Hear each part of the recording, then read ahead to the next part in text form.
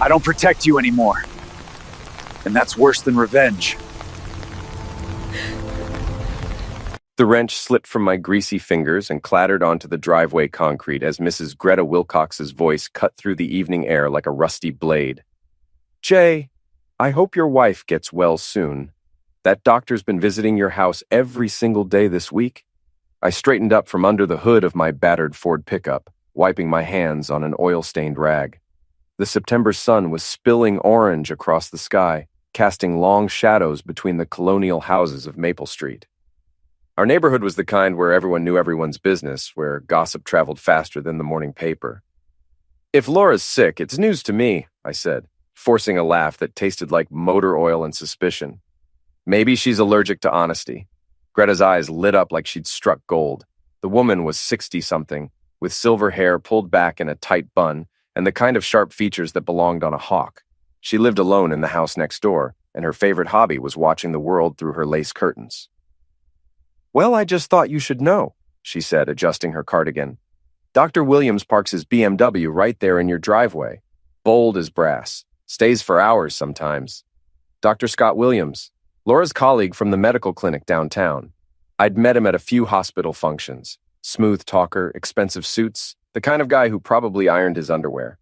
He was married to some socialite named Patricia, had 2 kids in private school. Thanks for keeping an eye out, Greta, I said, slamming the hood of my truck. I appreciate it. She nodded and shuffled back to her house, mission accomplished. I stood there in the driveway, tools scattered around my feet, feeling something cold and heavy settle in my stomach. My name is Jason Fairburn, but everyone calls me Jay. I'm 41 years old, and I run a small home repair business called Fairburn Fix-It. Not glamorous work, but it pays the bills and keeps my hands busy. I've got calloused palms and a crooked nose from my amateur boxing days, back when I thought I might make something of myself in the ring. Laura and I have been married for 15 years. We've got 2 daughters, Beth, who's 13 and thinks I'm an embarrassment, and Janie, who's 7 and still believes I hung the moon. Laura's a family physician, respected in our little city of Millbrook. She makes 3 times what I do, drives a pristine Honda Accord, and keeps our house looking like something from a magazine. We used to be happy. Or at least I thought we were. I gathered my tools and headed inside. The house smelled like Laura's vanilla candles and the leftover pizza we'd had for dinner. Janie was sprawled on the living room carpet, coloring in a princess book. Beth was upstairs, probably texting her friends about how lame her parents were. Where's Mom? I asked Janie. She went to the store, Janie said without looking up from her coloring. She said she'd be back later. The store, right. At 8:30 on a Tuesday night. I went upstairs to our bedroom and sat on the edge of the bed we'd shared for 15 years.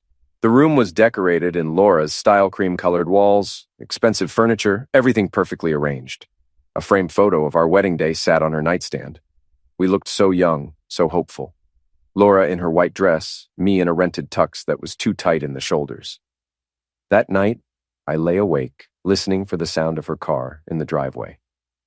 She came home at 11:15, slipping into bed like a ghost. "How's the store?" I whispered in the darkness.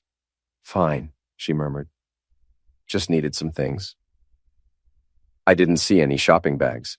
The next morning, I made a decision that would change everything. After Laura left for work and the girls caught the school bus, I drove to the electronics store on the other side of town. I bought 2 small security cameras, the kind designed for home monitoring. Nothing fancy, but they had motion sensors and could record to a cloud server. I installed one in our living room, hidden behind a picture frame on the bookshelf. The other went in the kitchen, tucked between some cookbooks Laura never used. If I was wrong about what was happening, I'd be the paranoid husband who wasted $200 on spy equipment. If I was right, I spent the rest of the day working on a bathroom renovation across town, trying to keep my mind occupied. But every time I swung a hammer or cut a piece of tile, I thought about Greta's words. That doctor's been visiting your house every single day. When I got home that evening, Laura was already there, helping Janie with her homework at the kitchen table. She looked up when I walked in, and for just a second, I saw something flicker across her face. Guilt? Fear? Or maybe I was imagining things. "How was your day?" she asked, the perfect picture of domestic normalcy. "Productive," I said, kissing the top of Janie's head. "Got the Morrison bathroom almost finished." We had dinner like a normal family. Laura asked Beth about school. I helped Janie with her math. We watched a movie together, all four of us crowded on the couch like we used to do when the girls were smaller. But something felt different. Laura kept checking her phone, claiming it was work messages. She seemed distracted, distant. When I tried to hold her hand during the movie, she pulled away, saying she needed to fold laundry. That night, after everyone was asleep, I checked the camera feeds on my phone. Nothing unusual, just empty rooms and shadows. The next day was Wednesday. I had a job installing new gutters on the other side of town, but I found myself checking my phone every few minutes, waiting for a motion alert from the cameras. It came at 2:15 in the afternoon. My phone buzzed with a notification. Motion detected in living room. My heart started pounding as I opened the app and watched the live feed. Laura walked into frame, but she wasn't alone. Dr. Scott Williams followed behind her, his hand resting on the small of her back in a gesture that was anything but professional. They were talking, laughing about something. Laura kicked off her shoes and curled up on our couch. Scott sat beside her, closer than any colleague should sit. I watched in sick fascination as my wife of 15 years flirted with another man in our living room. She touched his arm when she laughed. He brushed a strand of hair from her face. They looked comfortable together, familiar. This wasn't their first time. Then something happened that made my blood turn to ice. The front door opened, and Janie walked in. My 7-year-old daughter, home early from school for some reason, walked into the living room, where her mother was entertaining her lover. Scott jumped up from the couch like he'd been electrocuted. Laura's face went white with panic. I couldn't hear the audio through the camera, but I could see Janie's confused expression as she looked between her mother and the strange man. Scott was already grabbing his jacket, mumbling something to Laura before practically running out the front door. Laura knelt down and spoke to Janie, probably explaining that Dr. Williams had just stopped by to discuss work. My innocent little girl nodded and went to the kitchen for her after-school snack, completely unaware that her world had almost been shattered. I sat in my truck outside the house I was supposed to be working on, staring at my phone screen in disbelief. The rage that filled me was unlike anything I'd ever felt.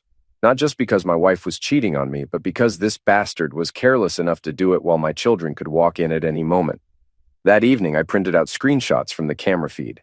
Clear images of Scott and Laura together on our couch, his hand on her face, her head on his shoulder. I put them in an envelope and drove to the medical clinic where they both worked. The building was mostly empty at 7 p.m., just a few cars in the parking lot. I found Scott's BMW license plate Dar Scott, because of course it was, and slipped the envelope under his windshield wiper. Inside was a single note. Next time you visit, try knocking. My daughter scares easily. Then I went home and pretended everything was normal. Laura was quiet during dinner, distracted. She kept glancing at me like she was trying to read my mind. When her phone buzzed with a text message, she practically jumped out of her chair. "Work?" I asked innocently. "Yes," she said quickly, not meeting my eyes. "Emergency at the hospital." She excused herself and went upstairs to take a shower. A few minutes later, I heard her on the phone in our bedroom, speaking in hushed, urgent tones.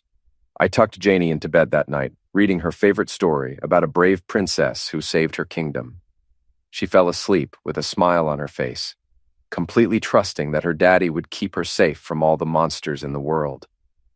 If only she knew that one of those monsters was sleeping down the hall. The next morning, Laura was gone before I woke up. She'd left a note on the kitchen counter saying she had early rounds at the hospital. No goodbye kiss, no have a good day, just a hastily scribbled excuse on the back of a grocery receipt. I got the girls ready for school, packed their lunches, and drove them to Millbrook Elementary.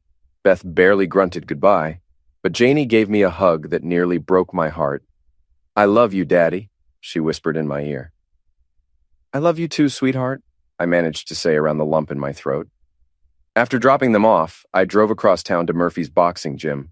It was a rundown place in the industrial district, all concrete floors and heavy bags that had seen better decades. The owner, Mike Murphy, had been my trainer back when I thought I might make something of myself in the ring. Mike was in his 60s now, gray-haired and thick around the middle, but his hands were still quick enough to make you think twice about crossing him.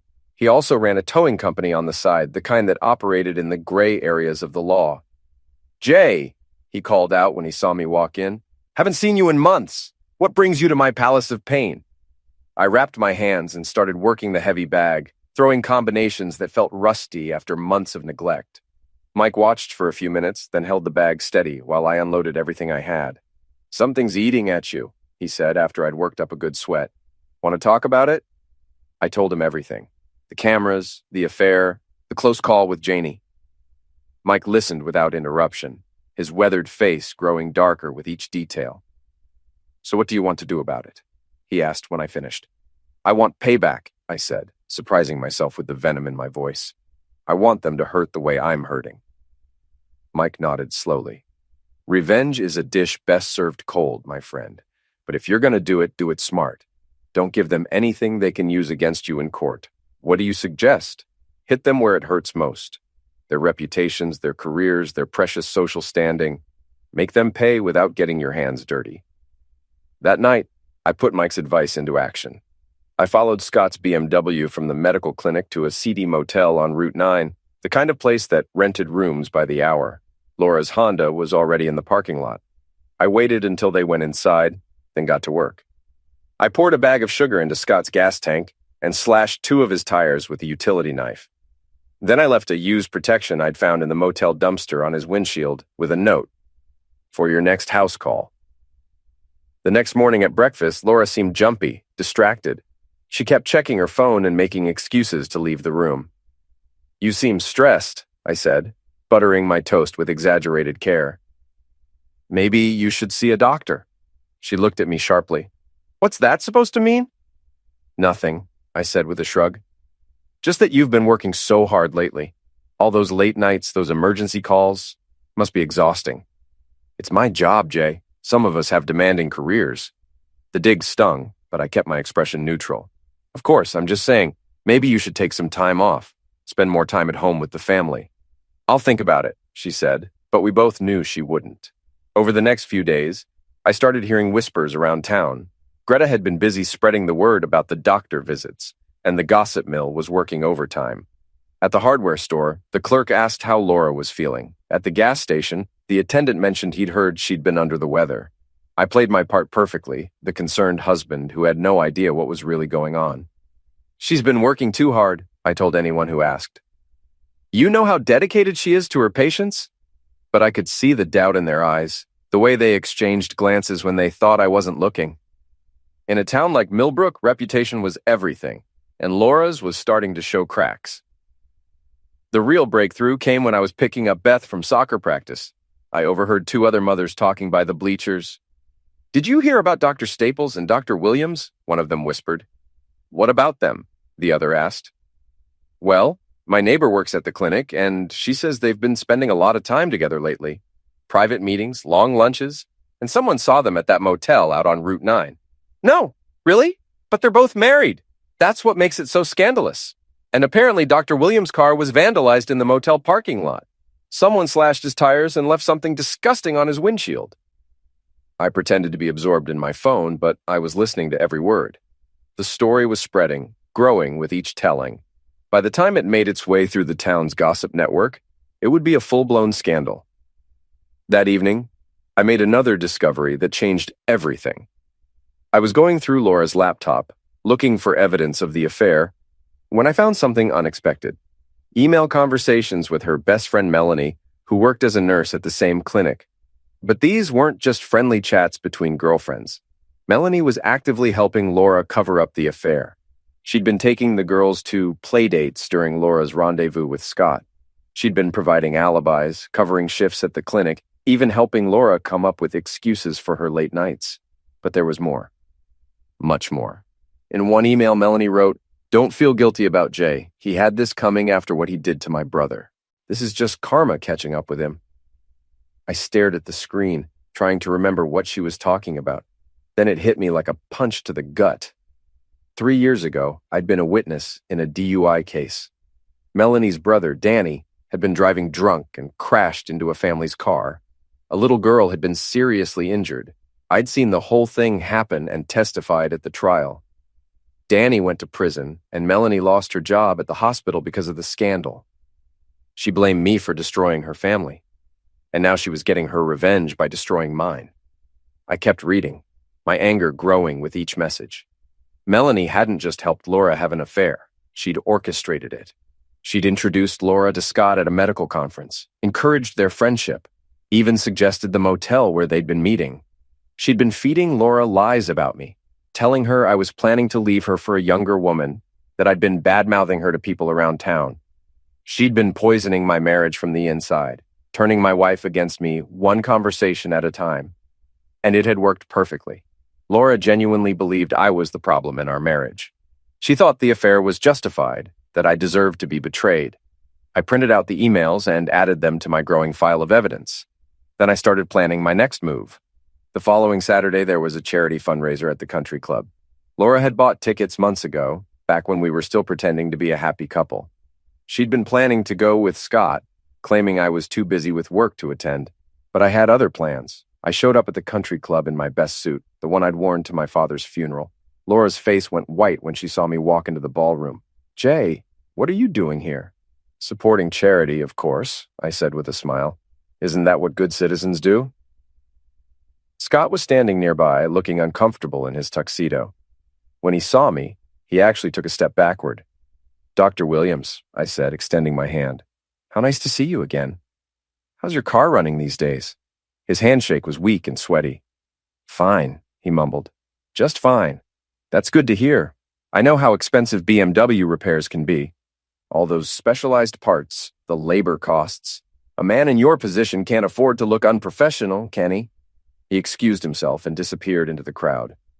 Laura grabbed my arm, her nails digging into my skin. "What are you trying to do?" she hissed. "I'm trying to enjoy a nice evening with my wife," I said loudly enough for the nearby couples to hear. "Is there something wrong with that?" She forced a smile and played the part of the loving wife for the rest of the evening, but I could see the panic in her eyes, the way she kept glancing toward the exits like a trapped animal. When we got home that night, she confronted me in our bedroom. "I know what you're doing," she said. "What am I doing, Laura?" "You're trying to embarrass me. You're spreading rumors, making people think..." "Making people think what?" I interrupted. "That you're having an affair with your colleague? That you've been lying to your husband and children? Why would anyone think that?" She stared at me for a long moment, and I saw the exact moment she realized I knew the truth. Her face crumpled, and for a second I thought she might confess everything. Instead, she turned away and started getting ready for bed. "We'll talk about this later," she said. But we both knew there was nothing left to talk about. The war began in earnest the next Monday morning. I woke up early and transferred half of our joint savings account into my personal checking account. Not theft, just protecting my assets before the divorce proceedings began. I also changed the passwords on our shared credit cards and investment accounts. Laura discovered what I'd done when her card was declined at the grocery store. She called me from the parking lot, her voice shaking with rage. "What the heck did you do to our accounts?" "I secured our family's financial future," I said calmly. "With all the stress you've been under lately, I thought it was best if I handled the finances for a while." "You can't do this." "Actually, I can. Check the account agreements, Laura. My name is on everything." She hung up on me, but I wasn't done. That afternoon, I visited my lawyer, a sharp-eyed woman named Patricia Hoffman who specialized in divorce cases. I brought my evidence, the camera footage, the printed emails between Laura and Melanie, photographs of Scott's vandalized car. "This is quite a collection," Patricia said, reviewing the materials. "Your wife and her friend were not very careful about covering their tracks. What are my options?" "In terms of the divorce, you're in an excellent position. Adultery, conspiracy to defraud. We can make sure you get primary custody of the children and a favorable financial settlement." "I want more than that," I said. "I want them to pay for what they've done." Patricia raised an eyebrow. "What exactly are you thinking?" "I want their reputations destroyed. I want them to lose their jobs, their standing in the community. I want everyone to know what kind of people they really are." "That's ambitious and potentially risky. Are you sure you want to go down that road?" "I'm sure." That evening, I put the next phase of my plan into motion. I created anonymous email accounts and started sending information to key people around town. Scott's wife received copies of the hotel receipts and explicit text messages between her husband and Laura. Laura's boss at the medical clinic got a detailed report about her affair with a colleague and how it was affecting her work performance. I also sent information to the local newspaper's gossip columnist, a woman named Betty Hartwell, who ran a weekly column called Around Town. Betty had a reputation for being discreet about her sources, but ruthless about exposing scandal. The results were immediate and devastating. Scott's wife, Patricia, confronted him that very night. Their screaming match was loud enough that their neighbors called the police. By Wednesday morning, Patricia had filed for divorce and taken their children to stay with her mother in another state. Laura's boss called her into his office on Thursday for what he described as a personnel discussion. She came home that evening looking like she'd been hit by a truck. "They're conducting an investigation," she told me over dinner, her voice hollow. "Someone sent them information about my personal life. They think it's affecting my professional judgment." "That's terrible," I said, cutting my steak with deliberate precision. "Who would do such a thing?" She looked at me with suspicion, but she couldn't prove anything. I'd been too careful, too smart about covering my tracks. The real fireworks started on Friday night at O'Malley's pub, the local watering hole where half the town gathered for drinks after work. I'd arranged to meet Mike there for a beer, but I had an ulterior motive. Laura and Scott were there too, sitting in a corner booth, probably trying to figure out how to salvage their careers and their affair.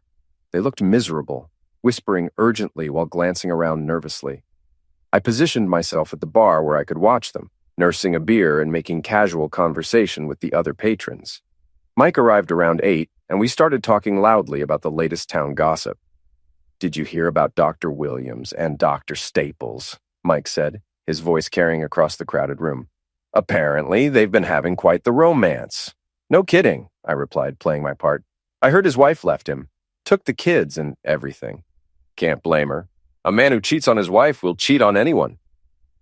Our conversation was having the desired effect. Other people were starting to glance toward Laura and Scott's table, whispering among themselves. The couple looked increasingly uncomfortable as more eyes turned their way. Then Scott made a critical mistake. He got up to go to the bathroom, and Laura followed him a few seconds later. They were gone for about 10 minutes, and when they came back, Laura's lipstick was smeared and Scott's hair was mussed. The entire bar noticed. I pulled out my phone and started a Facebook live stream, pretending to show off the pub's atmosphere to some out-of-town friends.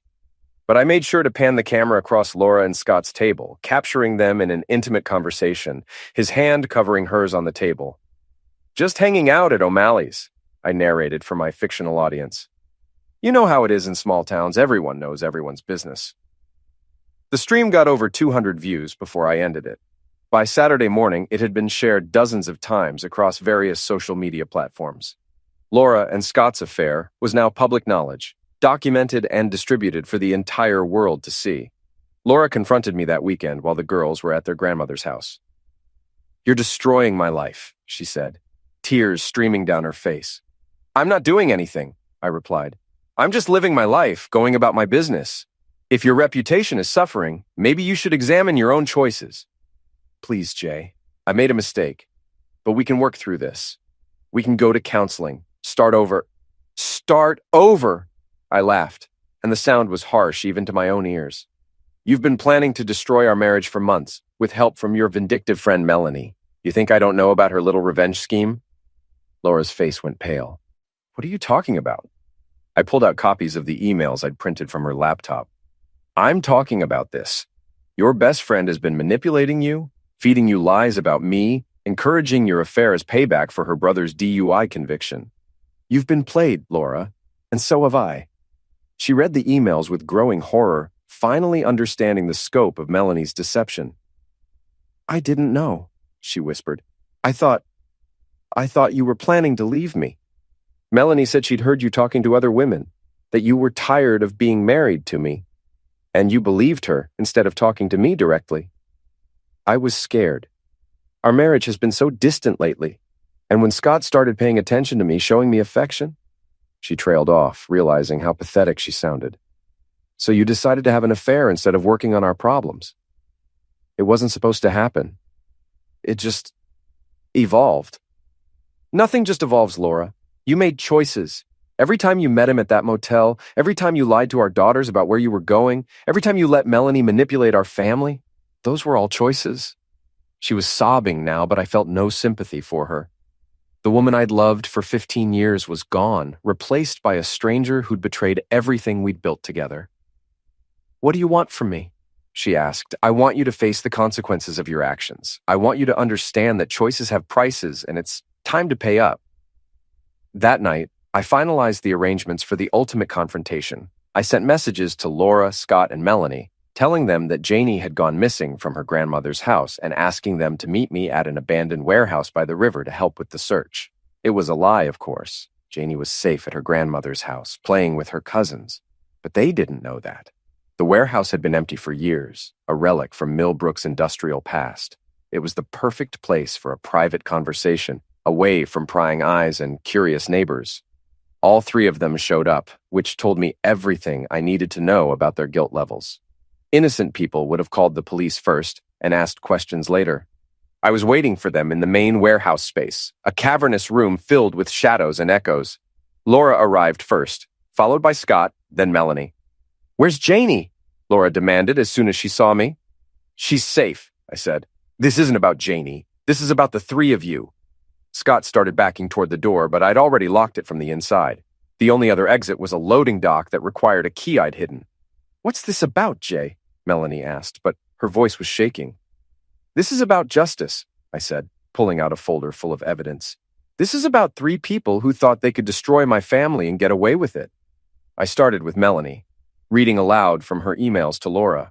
Her face went white as I detailed her revenge plot, her manipulation of my wife, her role in orchestrating the affair. "You blamed me for your brother's problems," I said. "But Danny made his own choices when he got behind the wheel drunk. I just told the truth about what I saw." "He lost everything because of you," she spat. "He lost everything because he nearly ended a child. But you couldn't accept that, so you decided to destroy my marriage instead." Next, I turned to Scott, showing him printouts of his credit card statements from the motel, copies of his text messages to Laura, photos of his vandalized BMW. "You're a coward," I told him.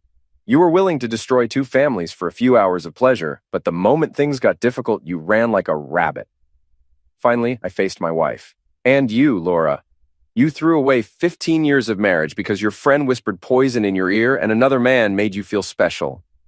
"Jay, please," she started. "I'm not finished," I cut her off. "You want to know what happens now? Scott, your medical license is under review.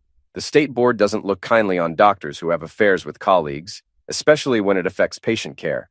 You'll be lucky to keep your practice." Scott's face crumpled. "You can't do this." "I already have. Melanie, your nursing license is also under investigation. Turns out helping someone commit adultery while on duty is considered unprofessional conduct." Melanie lunged at me, but I sidestepped her easily. My boxing training was still good for something. "And Laura," I continued, "your reputation in this town is finished. Everyone knows about your affair. Your colleagues, your patients, your daughter's teachers. They all know what kind of person you really are." "You're destroying our children's lives too," she sobbed. "No, you did that when you decided to cheat on their father. I'm just making sure there are consequences for your actions." I pulled out my phone and showed them a video I'd recorded earlier, a confession I'd prepared, detailing everything I knew about their affair and the conspiracy to destroy my marriage. "This goes public tomorrow," I said. "Unless, of course, you'd prefer to make your own confessions first. Tell the truth, accept responsibility, and maybe you can salvage some small piece of your dignity." The three of them looked at each other like trapped animals. Scott was the first to break. "I'm sorry," he said, his voice barely a whisper. "I never meant for it to go this far." "But you did mean to sleep with my wife." "Yes, I'm sorry." Laura was next. "I made a terrible mistake, Jay. I let Melanie manipulate me, and I let my own insecurities destroy our marriage. I'm sorry." Finally, Melanie spoke. "I wanted you to hurt the way my family hurt. I wanted you to lose everything, the way we did." "And now you have," I said. "Congratulations, your revenge is complete. You've all destroyed each other." I unlocked the warehouse door and walked out, leaving the three of them to contemplate the wreckage of their lives. The final act of my revenge played out at Beth's school fundraiser gala, a black tie affair held at the Millbrook Community Center. It was the kind of event where the town's elite gathered to pat themselves on the back for their charitable contributions while gossiping about their neighbors' scandals. Laura had tried to skip the event, claiming she was too sick to attend, but I insisted we go as a family, putting on one last performance as the happy couple. She didn't have much choice. Refusing to attend would have looked even more suspicious. We arrived at 7 p.m., dressed in our finest clothes. Laura wore a black evening dress that had cost more than I made in a week, while I sported the same funeral suit I'd worn to the country club. The girls looked beautiful in their party dresses, completely unaware that their parents' marriage was about to explode in spectacular fashion. The community center had been transformed into an elegant ballroom, complete with white tablecloths, crystal centerpieces, and a small stage where local dignitaries would make speeches about the importance of education funding. About 200 people were in attendance: doctors, lawyers, business owners, and other pillars of the community. Scott was there with his lawyer, trying to maintain some semblance of normalcy while his divorce proceedings played out in public. Melanie had shown up alone, looking haggard and desperate. The three conspirators kept glancing at each other across the room like survivors of a shipwreck. I made polite conversation with other parents, played the role of the devoted father and husband, but I was watching the clock, waiting for my moment. It came during the silent auction, when most of the crowd was distracted by bidding on vacation packages and spa treatments. I excused myself from our table and walked to the stage, where a microphone stood ready for the evening's speakers. "Ladies and gentlemen," I said, tapping the microphone to get everyone's attention, "if I could have your attention for just a moment." The room gradually quieted as people turned to look at me. Laura's face went white with terror. "My name is Jay Fairburn, and I'd like to tell you a story about trust, betrayal, and the importance of family values." A nervous murmur rippled through the crowd. This wasn't part of the scheduled program. 3 years ago, I witnessed a terrible accident. A drunk driver crashed into a family's car, seriously injuring a young girl. I did what any good citizen would do. I testified at the trial and helped put that dangerous driver behind bars. I could see Melanie shrinking in her chair, trying to become invisible. What I didn't know was that someone in this room, someone I considered a friend, blamed me for that driver's conviction. She decided I needed to be punished for doing the right thing. The crowd was completely silent now, hanging on every word. So she hatched a plan. She would destroy my marriage by encouraging my wife to have an affair with a colleague. She would poison my relationship with lies and manipulation. She would turn my own family against me as revenge for her brother's crimes. I gestured toward Melanie, who was now openly crying. Melanie Foster, ladies and gentlemen, a woman so consumed with hatred that she was willing to destroy innocent children to get back at their father. Gasps and whispers filled the room. People were turning to stare at Melanie, who looked like she wanted to disappear through the floor. But the story gets better, I continued, because my wife, Dr. Laura Staples, was so eager to believe these lies that she began an affair with her colleague, Dr. Scott Williams. They've been meeting at the Sleepy Inn Motel on Route 9 for the past 6 months, lying to their spouses and children while carrying on their sordid romance. Laura stood up from our table, her face flushed with humiliation. Jay, stop this! Why should I stop? You didn't stop when my 7-year-old daughter walked in on you and your lover in our living room. You didn't stop when you were using our children as alibis for your betrayal. The room erupted in shocked murmurs. Parents were covering their children's ears while staring at Laura with disgust. Scott tried to leave, but the crowd blocked his path to the exit. He stood frozen in the middle of the room, his tuxedo soaked with sweat. These 3 people, I said, pointing to each of them in turn, thought they could destroy my family without consequences. They thought their lies and manipulations would go unnoticed. They were wrong. I pulled out my phone and held it up for everyone to see. I have evidence of everything: emails, photographs, video recordings, the affair, the conspiracy, the lies they told to cover their tracks, all of it. You're sick, Laura screamed. You're destroying our children's lives. No, Laura, you destroyed our children's lives when you decided to cheat on their father. I'm just making sure everyone knows the truth about what kind of person you really are. Security guards were starting to move toward the stage, but I wasn't finished yet. Dr. Williams, I called out, would you like to explain to your colleagues why your medical license is under review? Or should I tell them about the ethics violations, the patient care issues, the professional misconduct? Scott pushed through the crowd and ran for the exit, abandoning what little dignity he had left. The crowd parted like the Red Sea, nobody wanting to be associated with him. And Melanie, I continued, perhaps you'd like to tell everyone how you used your position at the medical clinic to help facilitate this affair. How you provided alibis, covered shifts, and manipulated schedules to give the lovers more time together? Melanie was sobbing openly now, her carefully applied makeup running down her cheeks in black streams. The security guards reached the stage, but before they could remove me, I delivered my final blow. Ladies and gentlemen, I want you to remember this moment. Remember what happens when people think they can lie, cheat, and manipulate without consequences. Remember that actions have prices, and eventually, everyone pays up. I stepped down from the stage and walked calmly toward the exit, leaving chaos in my wake. The crowd was buzzing with excitement, phones were recording everything, and social media was already lighting up with reports of the evening's drama. Laura tried to follow me, but she was surrounded by angry parents and curious onlookers, all demanding answers to questions she couldn't bear to face. Outside in the parking lot, I found Scott sitting in his BMW with his head in his hands. His car had been towed. Mike's company had been waiting for my signal, and he was stranded. "Enjoying the evening, Doctor?" I asked through his open window. He looked up at me with eyes full of hatred. "You've destroyed everything." "No, Scott. You destroyed everything when you decided to sleep with my wife. I just made sure there were consequences." I walked to my truck and drove home, leaving him sitting alone in the parking lot with his ruined reputation and his empty promises. The aftermath of the gala was swift and brutal. By Sunday morning, the story had spread throughout Millbrook and beyond. Local news stations picked up the scandal, running segments about the love triangle that rocked a small town. Social media was flooded with videos from the event, memes about cheating doctors, and commentary from people who claimed they'd seen it coming all along. Laura came home that night looking like a ghost. She'd spent hours at the community center being questioned by reporters, confronted by angry parents, and abandoned by colleagues who didn't want to be associated with the scandal. "Are you happy now?" she asked me as we stood in our kitchen, the same room where I'd discovered her betrayal through the hidden camera. "I'm satisfied," I said. "Justice has been served. You've destroyed 3 lives. You destroyed 3 lives. I just made sure everyone knew about it."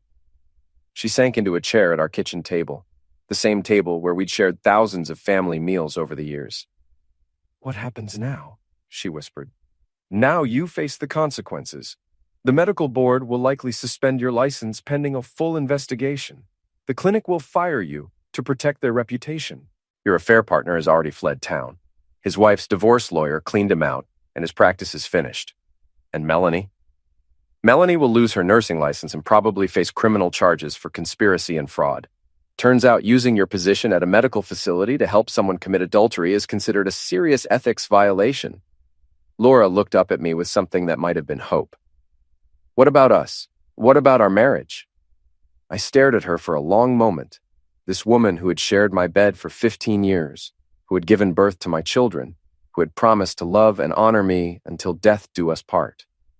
"There is no us," I said finally. "There's just the legal proceedings now. Divorce, custody arrangements, division of assets. My lawyer will be in touch." "Jay, please, I know I made mistakes, but we can work through this. We can rebuild." "Rebuild what? Our marriage was destroyed the moment you decided to believe Melanie's lies instead of talking to me. It was destroyed when you chose to meet Scott at that motel instead of coming home to your family. It was destroyed when you involved our children in your deception." She was crying now, but the tears meant nothing to me. I'd cried too, alone in my truck, in the shower, in the darkness of our bedroom, while she slept beside me and dreamed of another man. "I never meant for it to go this far," she sobbed. "But you meant for it to go somewhere. Every choice you made led to this moment, Laura. Every lie, every betrayal, every time you chose him over your family." The next morning, I woke up alone.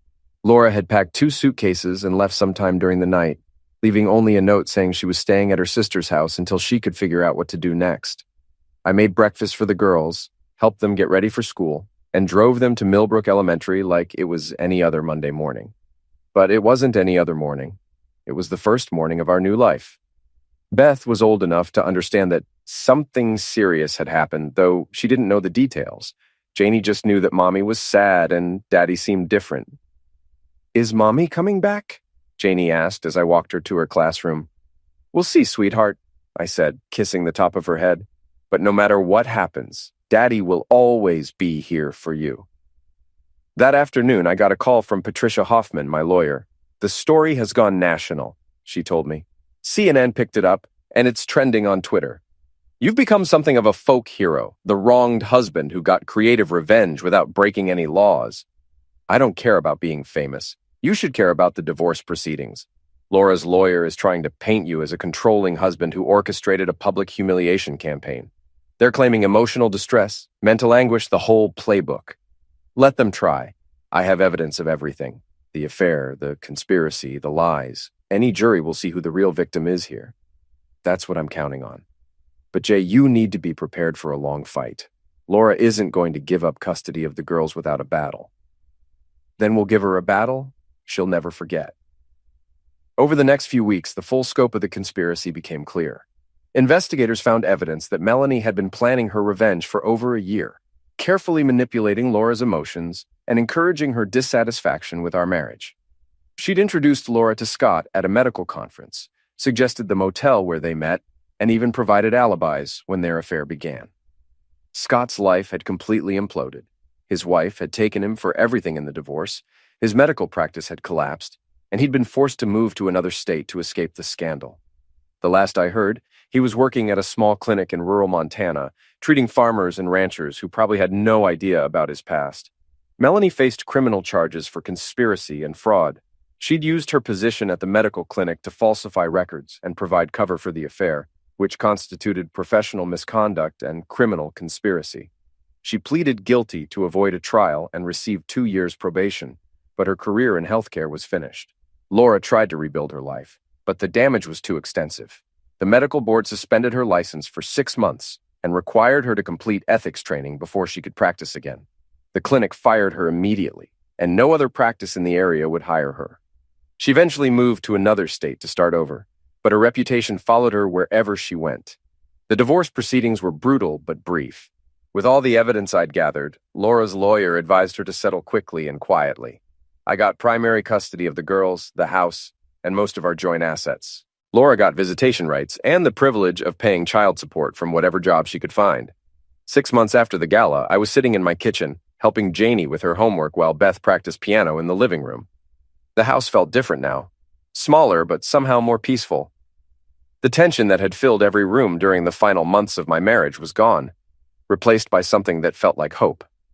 Greta knocked on the door around 7 p.m., carrying a casserole dish and wearing her usual expression of barely contained curiosity. "How are you holding up, Jay?" she asked, setting the dish on my counter. "We're doing fine, Greta. Better than fine, actually." The girls seem happy. They are. Kids are resilient. They're better off with one honest parent than 2 parents living a lie. She nodded sagely. "You did the right thing, you know. A lot of people are saying you went too far, but I think you did exactly what needed to be done. I just told the truth. Sometimes the truth is uncomfortable, but it's always necessary." After she left, I tucked the girls into bed and sat in my living room, looking at the spot where the hidden camera had captured my wife's betrayal. I'd removed the cameras months ago, but I could still see that moment clearly. Laura and Scott on our couch, comfortable in their deception, careless with my children's innocence. The rage was gone now, replaced by something colder but more sustainable. I'd gotten my revenge, but more importantly, I'd gotten justice.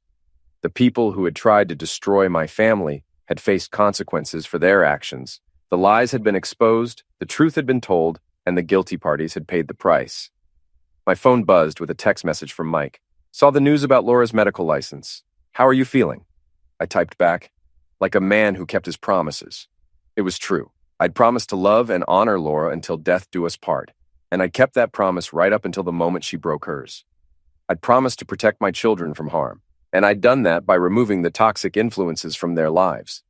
I'd promised to tell the truth, no matter how painful, and I'd done that too. The next morning, I woke up early and made breakfast for my daughters. Beth came downstairs first, already dressed for school, her backpack slung over her shoulder. "Dad?" she said, sitting at the kitchen table. "Yeah, sweetheart. I'm proud of you." I looked at my 13-year-old daughter, this brave girl who was navigating the wreckage of her parents' marriage with more grace than either of her parents had shown. "Why's that?" "Because you didn't let them get away with it. Because you fought for us." I hugged her tight. This child who was growing up too fast, but growing up strong. Janie bounced downstairs a few minutes later, her hair in pigtails and her smile bright enough to power the whole house. "Daddy, can we have pancakes for breakfast?" "Absolutely," I said, pulling out the pancake mix. "What kind do you want?" "Chocolate chip." As I mixed the batter and heated the griddle, I thought about the future. There would be challenges ahead: single parenthood, rebuilding my social life, helping my daughters process their mother's betrayal.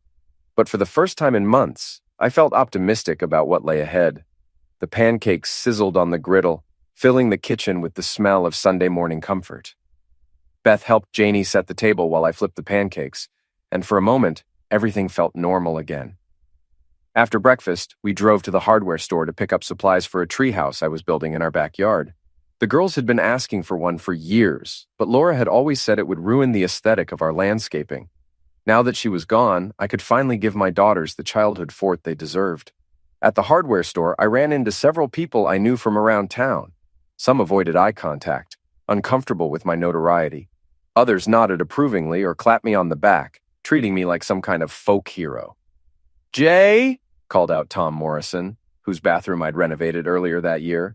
"How are you holding up, buddy?" "Good, Tom, really good. I heard Laura moved to Colorado." "That's right, fresh start and all that." "Well, good riddance, I say. A woman who would cheat on a good man like you doesn't deserve to live in this town."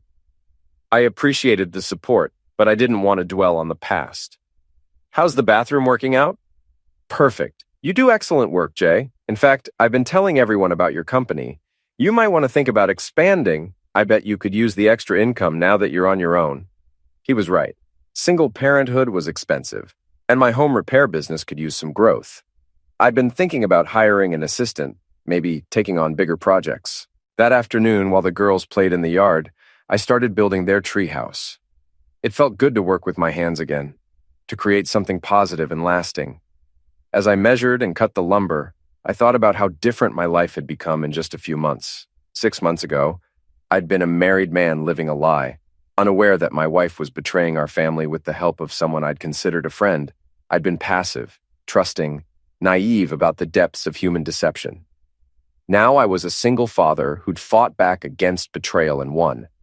I'd exposed the truth, protected my children, and ensured that the people who'd tried to destroy my family faced consequences for their actions. The treehouse took shape slowly, board by board, nail by nail.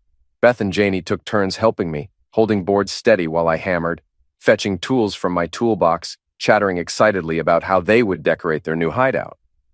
As the sun set behind the trees in our backyard, I put the finishing touches on the treehouse platform.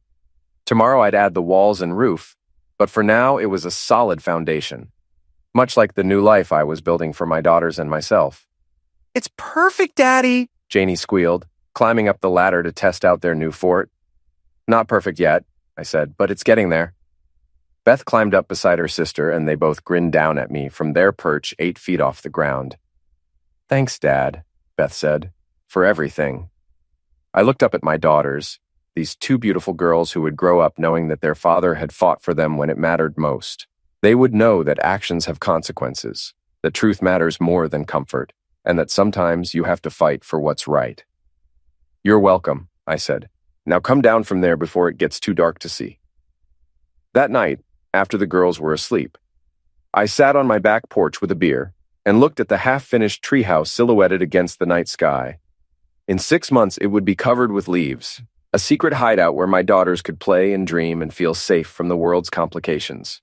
My phone rang, and I was surprised to see Laura's number on the caller ID. I almost didn't answer, but curiosity got the better of me. "Hello, Laura." "Jay." Her voice sounded small and distant. "How are the girls?" "They're fine. They're adapting well. I miss them. You can see them next weekend. That's what the custody agreement says." "I know. I wanted to hear how they were doing." "They're doing better than they were when you were lying to them every day." She was quiet for a long moment. "I'm sorry, Jay. For everything. I know that doesn't change anything, but I needed to say it." "You're right. It doesn't change anything. Are you happy now? Now that you've destroyed my life?" I thought about her question seriously. Was I happy, or was I just satisfied with the justice I'd delivered? "I'm at peace," I said finally. "For the first time in months, I'm at peace. I hope you can forgive me someday. I hope you can forgive yourself, but that's not my problem anymore." I hung up and finished my beer, listening to the sounds of the night. Somewhere in the distance, a train whistle echoed across the sleeping town. Tomorrow would bring new challenges, new opportunities, new chances to build something better from the ashes of what had been destroyed. But tonight, I was content to sit in the darkness and savor the quiet satisfaction of a job well done. I'd kept my promises, protected my children, and ensured that justice was served. The people who had tried to destroy my family had learned that actions have consequences. They'd learned that lies eventually come to light, that betrayal has a price, and that sometimes the truth is the most devastating tool of all. I'd given them no mercy, and they'd deserved none. As I got up to go inside, I looked once more at the treehouse taking shape in our backyard. Tomorrow I'd finish building it, and my daughters would have a place to play and dream and feel safe. It would be a monument to new beginnings, to the life we were building together from the ruins of what came before. The house was quiet as I locked the doors and turned off the lights. Upstairs, my daughters slept peacefully in their beds, secure in the knowledge that their father would always protect them from the monsters that lurked in the shadows. I'd learned that sometimes you have to become a monster yourself to defeat the monsters that threaten your family. I'd learned that mercy is a luxury you can't afford when your children's future is at stake. Most importantly, I'd learned that the truth, no matter how painful, is always more powerful than the most elaborate lie. As I climbed the stairs to my bedroom, I felt something I hadn't felt in months: hope for the future. Tomorrow would bring new challenges, but I was ready for them. I'd faced the worst that life could throw at me and emerged victorious. The war was over, and I had won.